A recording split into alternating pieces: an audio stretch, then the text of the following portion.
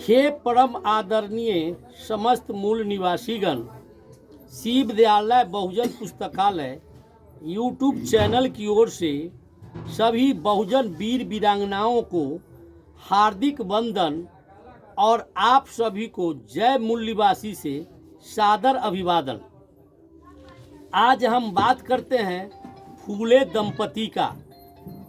दंपति का अर्थ है पति और पत्नी।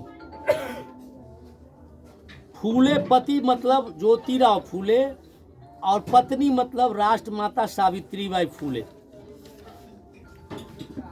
सावित्रीबाई फूले पूरे देश की महान नायिका थी। उनका जन्म ऐसे समय में हुआ था जब पूरे स्त्री समाज सदियों से शिक्षा से वंचित चला आ रहा था। भारतीय समाज में अंधविश्वास, रूढ़िवाद, छुआछूत, दलितों और ख़ास तौर से सभी वर्गों की महिलाओं पर मानसिक और शारीरिक अत्याचार चरम पर थे। बाल विवाह, सती प्रथा, बेटियों को जन्मते ही मार देना, विधवा स्त्री के साथ तरह तरह के अनुचित व्यवहार, बेमेल विवाह, बहुपत्नी विवाह आदि प्रथाएं समाज में व्याप्त थी। सावित्रीबाई फूले ने हर बिरादरी और धर्म के लिए काम किया।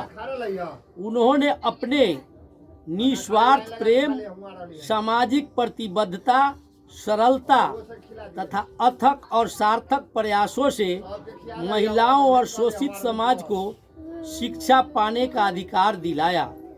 उन्होंने धार्मिक अंधविश्वास और रूढ़ियों को तोड़कर निर्भयता और बहादुरी से घर घर, गली गली घूमकर संपूर्ण स्त्री और दलित समाज के लिए शिक्षा क्रांति की ज्योति जलाई।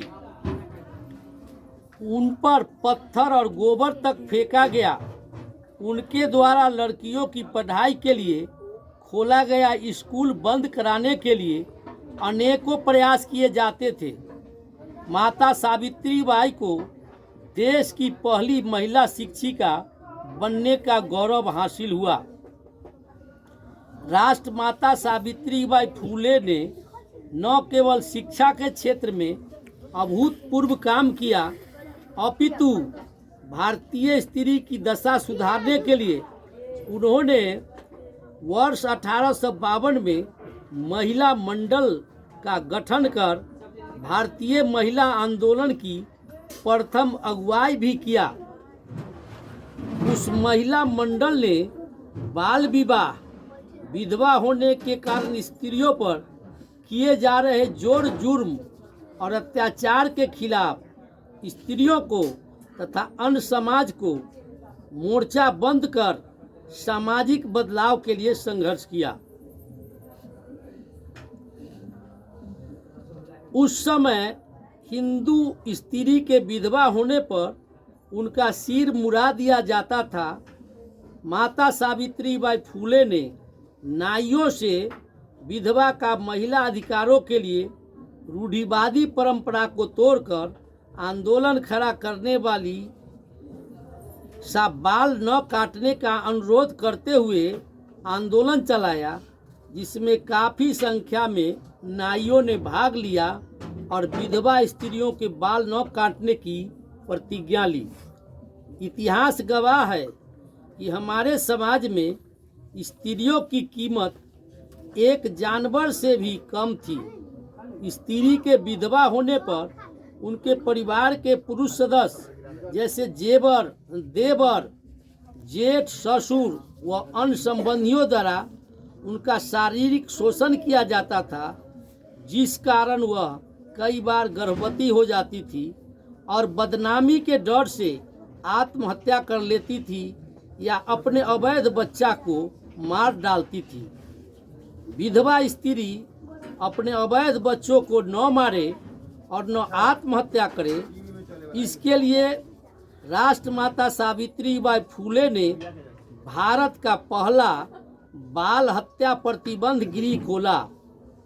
स्वयं सावित्रीबाई फूले ने आत्महत्या करने जाती हुई विधवा स्त्री काशीबाई को रोककर उसकी प्रसूति अपने घर में करवाई और उसके बच्चे यशवंत को अपने दत्तक पुत्र के रूप में लालन पालन किया और उसे पढ़ा लिखा कर डॉक्टर बनाया। उस अनाथालय की संपूर्ण व्यवस्था स्वयं सावित्रीबाई फूले संभालती थी। अनाथालय के प्रवेश द्वार पर एक बोर्ड टंगा रहता था जिस पर लिखा हुआ था, विधवा बहनें आप यहाँ आकर गुप्त रीति से सुरक्षित तरीके से अपने बालक को जन्म दे सकती हैं। आप चाहे तो यह अनाथ आश्रम आपके बच्चों को एक माता की तरह रखेगा और उसकी रक्षा करेगा। 1-2 वर्षों में ही इस आश्रम में 100 से ज़्यादा विधवाओं ने अपने नाजायज बच्चों को जन्म दिया। माता सावित्रीबाई का जीवन एक ऐसी मिसाल है जिन्होंने स्वयं प्रज्वलित होकर भारतीय नारी को पहली बार सम्मान के साथ जीना सिखाया। उनके प्रयासों से सदियों से भारतीय नारी जिन पुरानी कुरीतियों से जकड़ी हुई थी,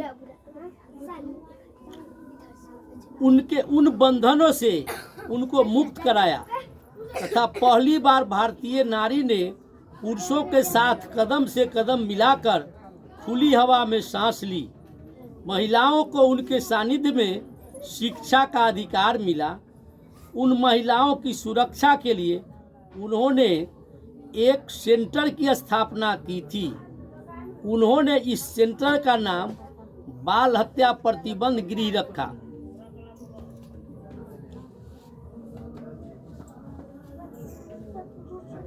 सावित्रीबाई फूले आज पूरी दुनिया की महानतम शिक्षिकाओं में शुमार की जाती है। राष्ट्रमाता सावित्रीबाई फूले के प्रति समस्त मानव जाति और महिलाएं आभारी रहेंगी। शिक्षा की देवी राष्ट्रमाता सावित्रीबाई फूले को कोटि कोटि नमन। जय भारत, जय मूल निवासी, जय संविधान, जय विज्ञान। जागो मूल निवासी, जागो जागो मूल निवासी। आप लोगों ने मुझे बड़े धैर्य से ध्यानपूर्वक सुना, इसलिए बहुत बहुत आभार।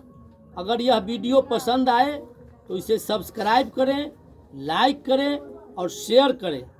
फिलहाल इतना ही, फिर मिलते हैं अगले वीडियो के साथ।